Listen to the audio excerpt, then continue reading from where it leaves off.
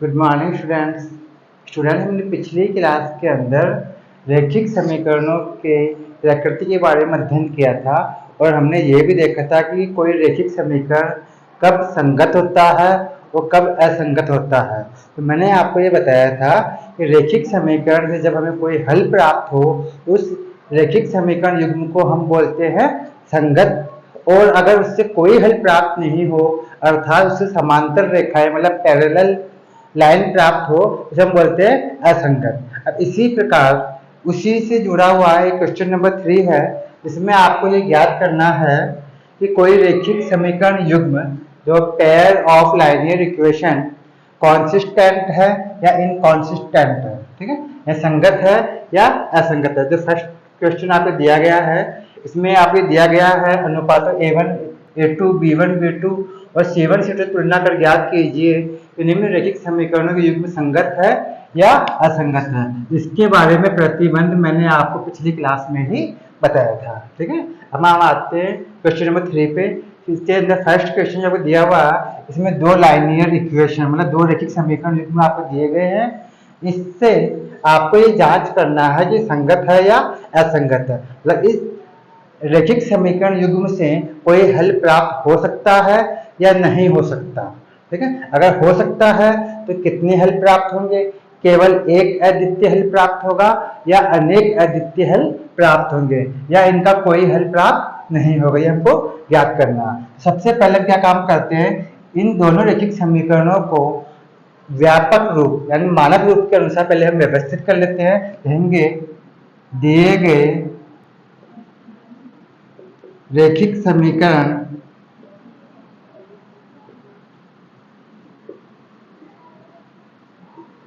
युग्म को मानक रूप या व्यापक रूप जिसको बोलते हैं व्यापक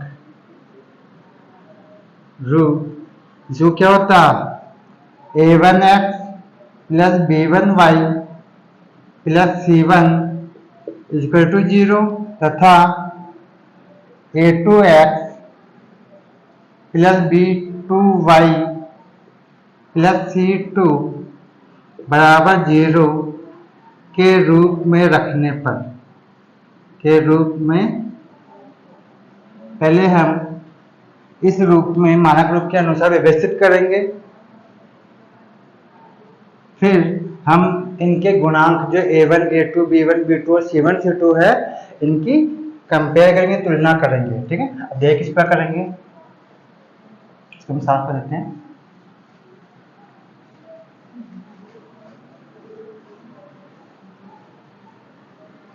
तो देखिए हमारे पास फर्स्ट क्वेश्चन ये था, इसके अनुसार क्या होगा, यहाँ 5 को इस साइड लेके आएंगे, बाएं पक्ष में लेके आएंगे तो एक ही बात होगी 3x plus 2y minus 5 equal to 0। ये तो हो गया हमारा फर्स्ट समीकरण। और सेकंड समीकरण यह है जिसमें दिया गया है 2x माइनस 3y। अब 7 को हम बाएं पक्ष में लेके आएंगे तो माइनस का 7 इक्वल टू 0। इस प्रकार से समीकरण नंबर 2 प्राप्त हो जाएगा, ठीक है। इन दोनों समीकरणों को हमने एक व्यापक रूप के अनुसार व्यवस्थित कर लिया।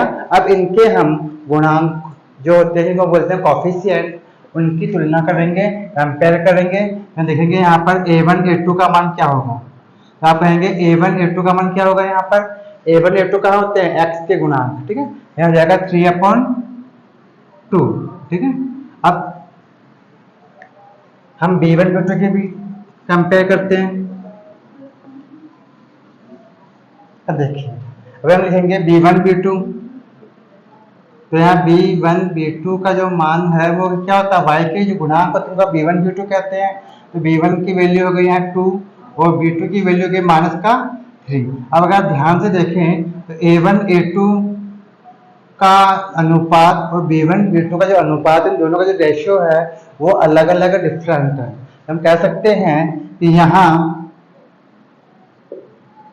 A1 A2 not equal to B1 B2 है, मतलब A1 A2 और B1 B2 का जो रेशियो है वो आपस में बराबर नहीं है। अतः दिया गए समीकरण युग्म से दिया गया समीकरण युग्म कौन सा होगा? संगत होगा। ठीक है, समीकरण युग्म संगत होगा। ठीक है, क्योंकि इन दोनों समीकरणों से आपको प्रतिच्छेद करती हुई रेखाएं प्राप्त होगी और दोनों रेखाएं एक दूसरे को इंटरसेक्ट करती हुई गुजरेगी, मतलब प्रतिच्छेद करती हुई गुजरेगी। इसलिए हमें केवल एक अद्वितीय हल प्राप्त होगा। ठीक है, इसलिए ये संगत है। ठीक है, क्या ये संगत है? इनसे दिए गए समीकरण युग्म से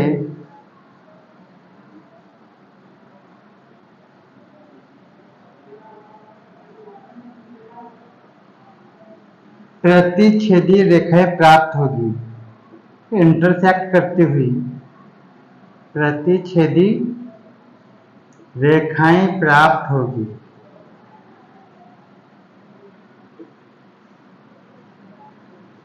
और तथा केवल एक हल प्राप्त होगा, तथा केवल एक हल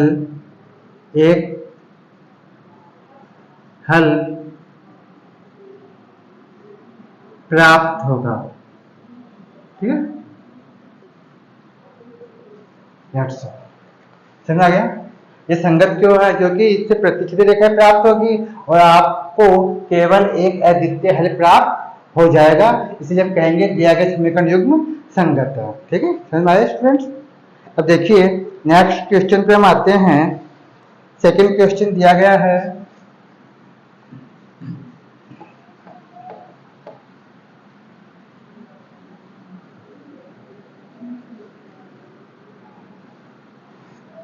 जो सेकंड क्वेश्चन है उसमें आपको दिया गया है 2x माइनस 3y।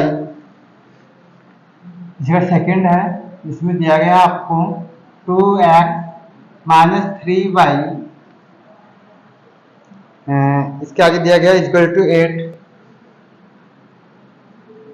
और जो सेकंड समीकरण दिया गया वो दिया गया आपको 4x minus 6y, 4x minus 6y equal to 9। ठीक है, अब देखिए यहाँ भी आपको दो समीकरण दिए गए हैं, इनको हम पहले मानक रूप के हिसाब से व्यवस्थित करेंगे। ठीक है, तो लिखेंगे दिए गए समीकरण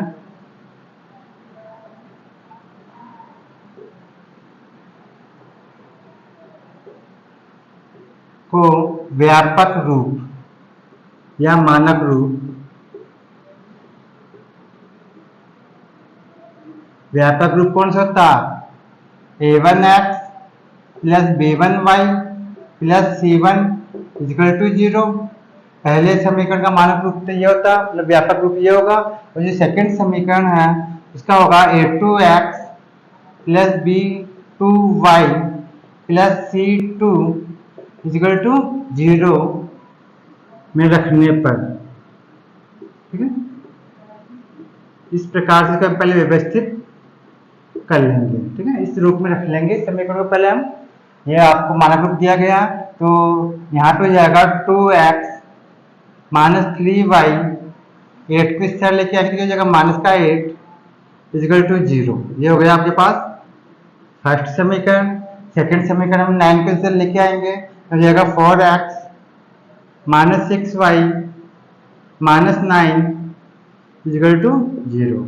ये समीकरण नंबर 2 हो गया आपके पास। ठीक है, अब देखिए हम इनके कॉफिशिएंट गुणांक की तुलना करेंगे मानक रूप के अनुसार। यहाँ जाएगा a1 a2। a1 a2 का मान क्या होगा यहाँ पर? तो आप कहेंगे 2/4। a1 का मान 2 है, a2 का मान 4 है, तो 2/4 यानी इन दोनों में 2 से डिवाइड हो जाएगा तो हो जाएगा 1/2। कितना? 1/2। अब इसी प्रकार लिखेंगे आप b1 b2। तो यहाँ b1 का मान क्या होगा -3, तो माइनस का 3 अपॉन b2 -6, और माइनस का 6, इन दोनों में 3 से डिवाइड होगा और माइनस से माइनस कैंसिल हो जाएगा, प्लस हो जाएगा, तो हो जाएगा 1/2। ठीक है, माइनस से माइनस कट जाएगा, 3 1 जा 3, 3 2 जा 6, इस प्रकार से 1/2 आपको प्राप्त हो गया। अब देखिए यहाँ पे 1/2 आ रहा, a1 a2 का रेशियो अनुपात, और इसी प्रकार b1 b2 का भी 1/2 प्राप्त हो रहा है। इसीलिए हमें अब c1 c2 ज्ञात करना होगा, क्योंकि a1 a2 और b1 b2 दो कंडीशन में बराबर होते हैं। ठीक है, समपाती रेखाओं में भी ये बराबर होते हैं a1 a2 b1 b2, और समांतर जो रेखाएं होती हैं उनमें भी ये आपस में बराबर होते हैं। ठीक है, अब लिखेंगे c1 c2। अब देखिए c1 का मान क्या है -8, c2 -9, तो यहाँ पे माइनस से माइनस कैंसिल हो जाएगा, यह हो जाएगा 8/9, 8/9। ठीक है, अब देखिए ध्यान से देखेंगे तो a1 a2 b1 b2 का जो अनुपात है वो आपस में इक्वल है, बराबर है, लेकिन c1 c2 का जो अनुपात है वो आपको डिफरेंट अलग प्राप्त हो रहा है। हम कहेंगे यहाँ a1 a2 बराबर है, इक्वल है b1 b2 के, but not equal to c1 c2, c1 c2 यहाँ पर अलग है। अतः दिए गए समीकरण युग्म से समांतर रेखाएं प्राप्त होगी, और समांतर रेखाएं प्राप्त होगी तो क्या होगा, कोई हल प्राप्त नहीं होगा, और जब कोई हल प्राप्त नहीं हो रहा तो दिया गया समीकरण युग्म असंगत है। ठीक है, दिए गए समीकरण युग्म से समांतर रेखाएं प्राप्त होगी। कौन सी रेखाएं? पैरेलल लाइन, समांतर रेखाएं प्राप्त होगी,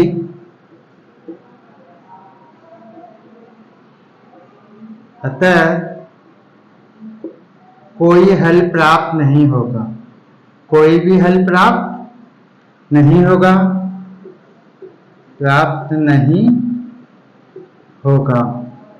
और जब कोई हल प्राप्त नहीं होगा तो दिया गया समीकरण युग्म असंगत है। इसलिए दिया गया समीकरण युग्म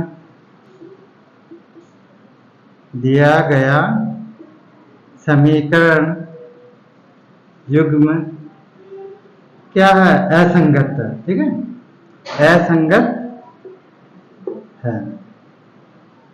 आपको यही तो पूछा गया था इसके अंदर, ये संगत है या असंगत है? हम कहेंगे ये असंगत है। ठीक है, समझ में आ गया? अब देखिए नेक्स्ट क्वेश्चन नंबर 3, कोई दिक्कत इसके अंदर? ठीक है, अब देखिए क्वेश्चन नंबर 3 में दिया गया 3/2x, इसके साथ रहते हैं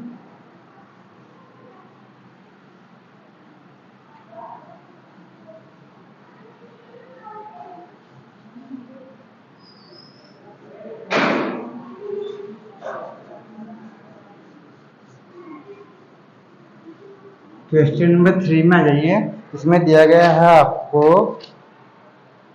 3/2x, क्वेश्चन नंबर 3 है, लिखूंगी 3/2x plus 5/3y plus 5/3y, और आगे दिया हुआ गया है इक्वल टू 7, बराबर का साइन, फिर 7 दिया गया है। और जो सेकंड समीकरण है उसमें आपको दिया गया है 9x minus 10y, 9x minus 10y, ठीक है, इक्वल टू 14, ठीक है। अब इन दोनों समीकरणों को भी हम पहले व्यापक रूप के अनुसार व्यवस्थित कर लेते हैं। ठीक है, तो यहाँ पे जो फर्स्ट समीकरण हम बोलेंगे 3/2x प्लस 5/3y, और यहाँ कर देते हैं माइनस का 7 इक्वल टू 0। ये आपके पास फर्स्ट समीकरण हो गया। अब सेकंड जो समीकरण है उसमें करेंगे हम 9x -10y और -14 इक्वल टू 0। ये आपके पास हो गया सेकंड समीकरण। ठीक है, अगर आप चाहे तो फर्स्ट समीकरण को आप सॉल्व करके इस रूप में नीचे की संख्या आप हर के रूप में संख्या आप हटा भी सकते हैं, और अभी फिलहाल हम केवल जांच करनी है कि संगत है या असंगत है, इसलिए हम डायरेक्ट भी कर सकते हैं। देखिए हम करेंगे a1 a2 b1 b2 की देखते जांच करते हैं। लिखेंगे a1 a2 का जो अनुपात है वो क्या होगा। अब आप कहेंगे कि a1 का मान होगा या 3/2। x का जो गुणांक है वो a1 कहलाएगा फर्स्ट समीकरण में, तो यहाँ a1 का मान है 3/2। ठीक है, 3/2 अपॉन a2 की वैल्यू है 9। अब 9 के नीचे हम 1 मान सकते हैं, तो इसको सॉल्व करने पे क्या होगा 3/2 एज इट इज, और जो 9/1 है ये मल्टीप्लाई में हो जाएगा 1/9। ठीक है, नीचे 9/1 था, ये प्लस के ऊपर आएगा तो 1/9 हो जाएगा इस तरीके से। ठीक है, इसे सॉल्व करेंगे 3 से 9 कट जाएगा, तो यहाँ हो जाएगा 1 और यहाँ जाएगा 3, तो इसको मल्टीप्लाई करने पे आपको प्राप्त होगा 1/6। 1/6 ये आपके पास में a1 a2 का रेशियो प्राप्त हो गया। ठीक है, यहाँ आप काटेंगे इसको, तो 3 1 जा 3 और 3 3 जा 9। अब ऊपर का ऊपर मल्टीप्लाई कर लीजिए और नीचे में मल्टीप्लाई कर लेंगे, तो 1 का मल्टीप्लाई 1 से करेंगे तो 1 और 3 2 जा 6। इस तरह से आपको 1/6 प्राप्त हो जाएगा a1 a2 का रेशियो। ठीक है, अब हम आते हैं b1 b2 की। आपको फेयर कॉपी में इस तरह से काटना नहीं है। ठीक है, इस तरह से काट के नहीं बताना आपको, ये आप रफ में कर लीजिए। इस तरीके से आपको काटा पीटे आपको रफ कॉपी में करनी है। ठीक है, अब देखिए b1 b2 लेंगे, b1 b2। अब बताइए b1 कहाँ पे होता है, फर्स्ट समीकरण में जो y का गुणांक है वो b1 होता है, और सेकंड समीकरण में जो y का गुणांक होगा वो b2 होगा। ठीक है, तो यहाँ b1 की वैल्यू होगी 5/3 अपॉन b2, यहाँ पर हम -10, इसके नीचे हम 1 मान सकते हैं। तो यहाँ पर जो -10/1 है इसको हम प्लट के ऊपर लेके जाएंगे तो क्या हो जाएगा, यहाँ हो जाएगा 5/3 इंटू में माइनस का 1/10। इस तरीके से ये 10/1 प्लट के क्या हो जाएगा 1/10 हो जाएगा। अब यहाँ पे 5 से 10 कट जाएगा, यह हो जाएगा माइनस का 1/6। ठीक है, ये आपके पास में b1 b2 की वैल्यू प्राप्त हो गई। ठीक है, यहाँ प्लस का 1/6 है, जबकि b1 b2 की जो वैल्यू प्राप्त हुई है आपको वो माइनस का 1/6 प्राप्त हुआ। तो हम कहेंगे यहाँ a1 a2 और जो b1 b2 का जो रेशियो है वही आपस में बराबर नहीं है, तो a1 a2 not equal to b1 b2 है, तो ये दोनों ही आपस में बराबर नहीं है, इसलिए हमें c1 c2 को निकालने की आवश्यकता है ही नहीं। तो हम कहेंगे a1 a2 not equal to b1 b2, अतः दिए गए समीकरण युग्म से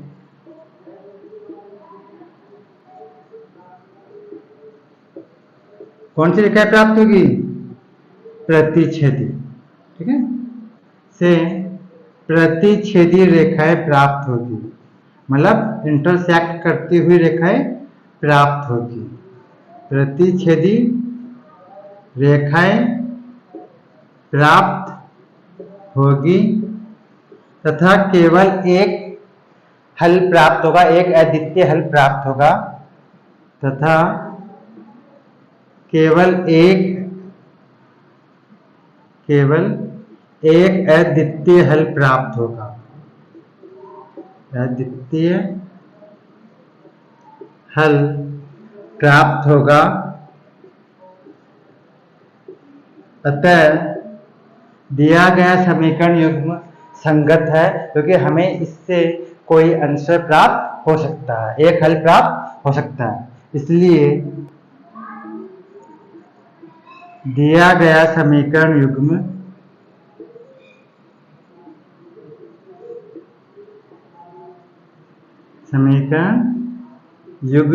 क्या होगा? संगत होगा। ठीक है, समझ में आ गया? ये भी संगत है। ये समीकरण युग्म संगत होगा क्योंकि इनसे हम हल प्राप्त कर सकते हैं। अब हम आते हैं क्वेश्चन नंबर 4 पर। तो समझ में आ गया आपको? ठीक है, अब हम आते हैं क्वेश्चन नंबर 4 पे आते हैं। साफ कर इसको। ठीक है, अब हम 4th की भी जांच कर लेते हैं फटाफट।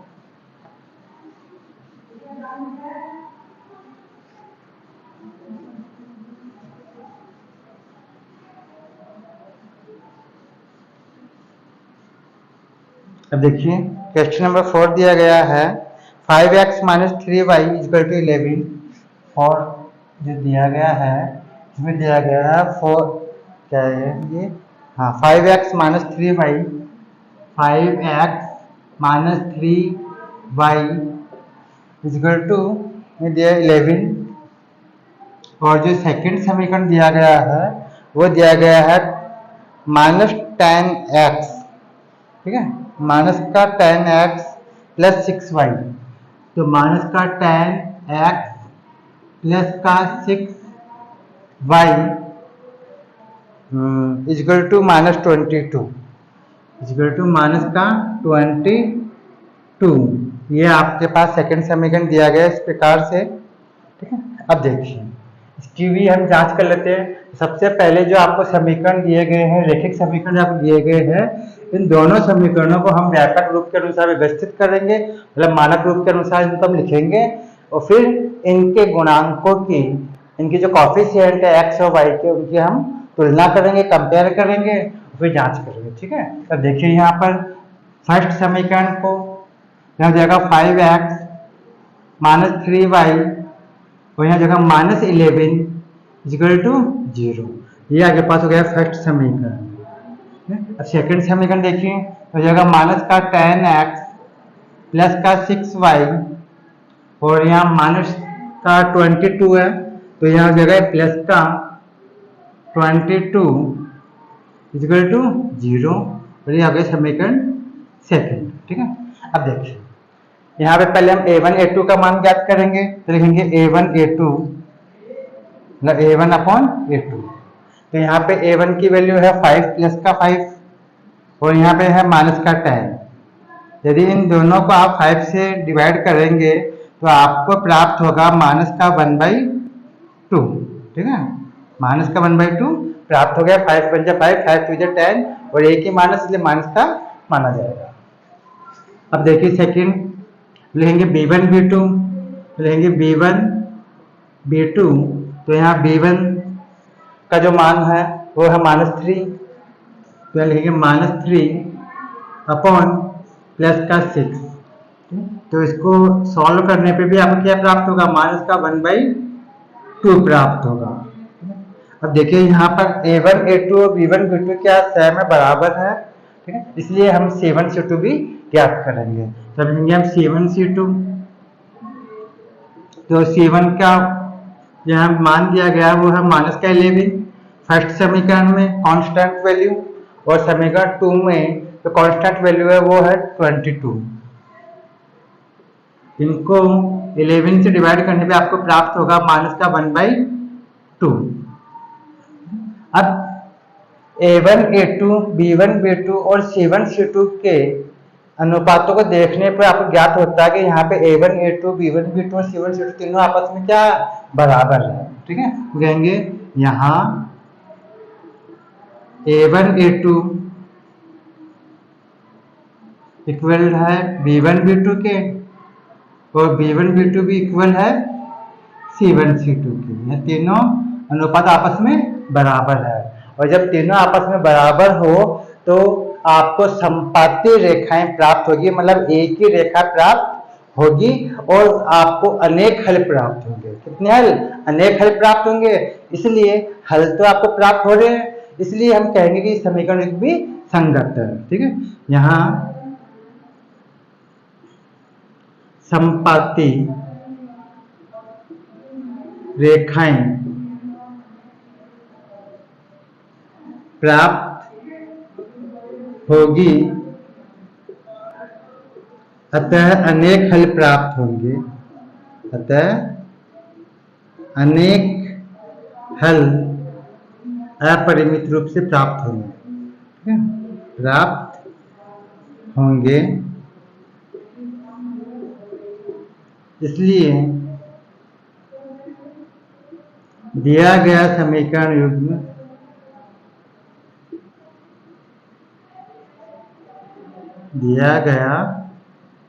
जो समीकरण युग्म है, मतलब पेयर ऑफ लाइनियर इक्वेशन जो है,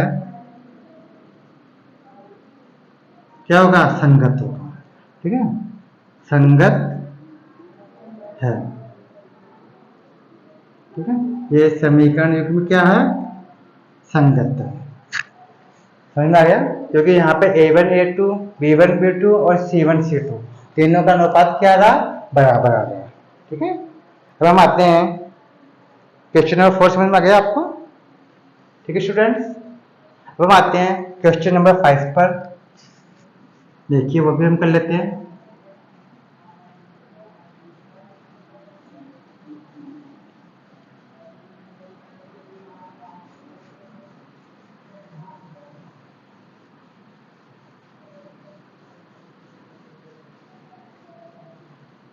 देखिए क्वेश्चन नंबर 5 में दिया गया है 4/3x, क्वेश्चन 5th है, इसी थर्ड का 4/3x plus 2y equal to 8। ये तो हमारे पास फर्स्ट समीकरण हो गया। सेकंड जो समीकरण दिया गया है वो दिया गया 2x plus 3y, 2x plus 3y equal to 12। ये आपके पास सेकंड समीकरण इस प्रकार से दिया गया। ठीक है, अब देखिए सबसे पहले इस व्यापक रूप के अनुसार व्यवस्थित कर लेते हैं। यह हो जाएगा 4/3x प्लस का 2y और माइनस का 8। ये हो गया आपके पास समीकरण नंबर 1। और जो सेकंड समीकरण है उसमें दिया गया है 2x प्लस 3y और माइनस 12, सॉरी यहाँ 0 नहीं लगाया, इक्वल टू 0 और यहाँ भी 0। ये आपके पास हो गया सेकंड समीकरण इस तरीके से। अब हम A1 A2 B1 B2 के मान की तुलना करते हैं। तो यहाँ भी देखेंगे पहले A1 A2, तो यहाँ पे A1 का मान आपको प्राप्त होगा 4/3, क्योंकि x का जो गुणांक है वो 4/3 है। तो लिखेंगे 4/3 A2 का मान है यहाँ पे 2, तो 2 के नीचे हम 1 इस तरह लगा सकते हैं। अब नीचे हो गया 2/1। ठीक है, इस 2/1 को हम ऊपर लेके जाएंगे, अंश की जगह लेके जाएंगे, न्यूमरेटर के पास लेके जाएंगे, तो यह हो जाएगा 4/3 इंटू में 1/2। ठीक है, ये 2/1 है, ये क्या हो जाएगा 1/2 हो जाएगा मल्टीप्लाई के रूप में इस तरह से। अब 2 से 4 कट जाएगा 2 बार, तो यहाँ हो जाएगा सॉल्व करने पे 2/3, तो 2 का डिवाइड हो जाएगा 4 के अंदर 2 टाइम, तो 2/3। तो ये A1 A2 का जो रेशियो है वो आपको प्राप्त हुआ 2/3। अब इसी प्रकार हम सेकंड जो B/B2 है, B1 B2 है, B1 B2, यहाँ पे B1 की वैल्यू है 2 और B2 की वैल्यू है 3। इन दोनों में किसी का भी डिवाइड नहीं होगा। ठीक है, तो ये B1 B2 की वैल्यू आपको प्राप्त होगी 2/3। अब ध्यान से देखेंगे तो A1 A2 और B1 B2 की वैल्यू मतलब रेशियो है जो है बराबर आ रहा, अनुपात बराबर आ रहा, इसलिए हम C1 C2 भी ज्ञात करेंगे। मैं लिखा है यहाँ पर C1 C2। अगर स्टार्टिंग के अंदर A1 A2 और B1 B2 ही बराबर नहीं होता तो हम पहले ही मना कर देते कि A1 A2 और B1 B2 बराबर नहीं है, इसलिए दोनों से प्रतिच्छेद रेखा प्राप्त होगी और हमें C1 C2 ज्ञात करने की आवश्यकता नहीं थी। लेकिन यहाँ पर A1 A2 और B1 B2 की जो अनुपात है वो आपस में क्या आ रहा है, इक्वल आ रहा, बराबर आ रहा, इसीलिए हम C1C2 ज्ञात करना होगा। हमें C1C2 का मान होगा -8 अपॉन माइनस का 12। यहाँ पे दोनों 4 से डिवाइड हो जाएंगे तो हो जाएगा 4 2 जा 8 और 4 3 जा 12। ठीक है, यहाँ पे C1C2 का मान भी कितना प्राप्त हुआ, 2/3। ठीक है, यहाँ पे देखिए A1 A2 B1 B2 और C1C2 तीनों में आपको 2/3 प्राप्त हो रहा। हम कहेंगे यहाँ A1 A2 equal B1 B2 और इक्वल है C1C2 के। तीनों रेशो यहाँ पे क्या आपस में बराबर है, अतः कौन सी रेखा प्राप्त होगी, दिया गया समीकरण युग्म संपाती है। ठीक है, अब संपाती तो क्या होगी, इससे अनेक हल प्राप्त होंगे। ठीक है, अतः अपरिमित रूप से अनेक हल प्राप्त होंगे, अपरिमित रूप से अनेक हल प्राप्त होंगे, अनेक हल प्राप्त होंगे। और जब आपको हल प्राप्त हो रहे हैं तो समीकरण युग्म क्या हो गया, संगत हो गया। ठीक है, इसलिए समीकरण युग्म क्या होगा, संगत, संगत है। ठीक है, ये भी संगत है, ये आपको अनेक हल प्राप्त हो रहे हैं इसके अंदर भी। ठीक है स्टूडेंट्स, मैं समझता है समझ में आ गया होगा। तो नेक्स्ट क्लास में फिर मिलेंगे हम नेक्स्ट क्वेश्चन के साथ। ठीक, नमस्कार।